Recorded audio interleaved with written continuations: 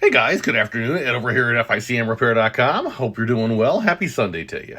So we got a question from our buddy Jesse over here. He says, hey, I got a 2005 Power Stroke 6.0 and my coolant temp and oil temp is the question. I warm it up.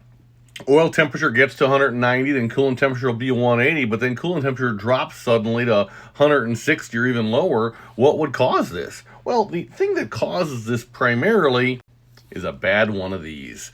All you need is a thermostat, brother. Probably what's happening is your thermostat is sticking open, as motorcraft thermostats tend to do. I've never seen one stick closed. This isn't going to leave you on the side of the road. It's just going to cost you fuel economy. But good job out of you for having monitoring gauges so you can see what's going on. What we've noticed is that the motorcraft thermostats, the non-Mishimoto really ones, thermostats, they seem to start failing open about 2.5 years into service. So 2.5 years in or so, boom, here we go. They're failing open. So what happens is, it's closed when the truck's warming up, and then if things get warm enough and it starts to open, and when it starts to open, it goes ahead and starts to open, and then it gets stuck open and it can't reclose again. But the engine is still warming up is the issue. The oil cooler is still trying to cool oil, but you're still developing heat in the engine, and so it's partially but not fully stuck open, and so that's what's going on. But the engine's warming up again, so it'll drop sharply to whatever it's going to drop to, as if you didn't have a thermostat, because your thermostat's wide open, and then all of a sudden the engine continues to warm up and it starts to come on back. So hop on FICMRepair.com, buy one of these thermostats. You want the 200 degree, you don't want the low temperature one. Buy the high temperature one. If you're battling against oil temps getting too hot with the higher temperature one, then I would tell you that the answer is a better radiator, in which case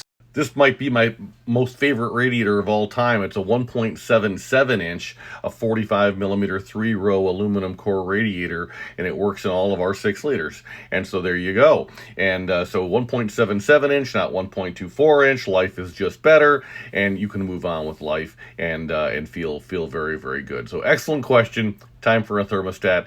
If you want to do a radiator at the same time, you certainly can. If you want to go ahead and do coolant hoses at the same time, certainly Mishimoto makes some wonderful coolant hoses that are silicone. They're not rubber, and as a result, they're going to last forever. They're not going to fail. You can even go ahead and score yourself a silicone degas bottle hose. So the one with the aluminum Y.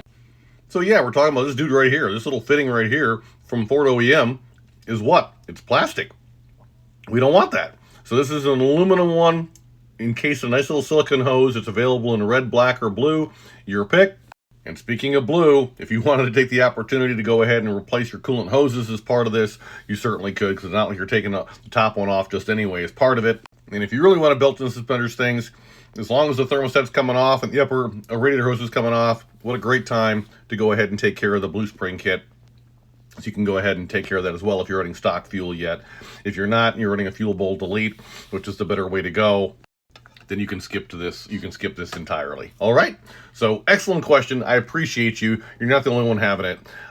So please don't feel badly about it at all. But thanks for the comment. And yeah, onward and upward. And everything we're talking about, shocker, it's available for sale like everything else on FICMRepair.com. Thanks, guys. I appreciate you. Happy Sunday to you.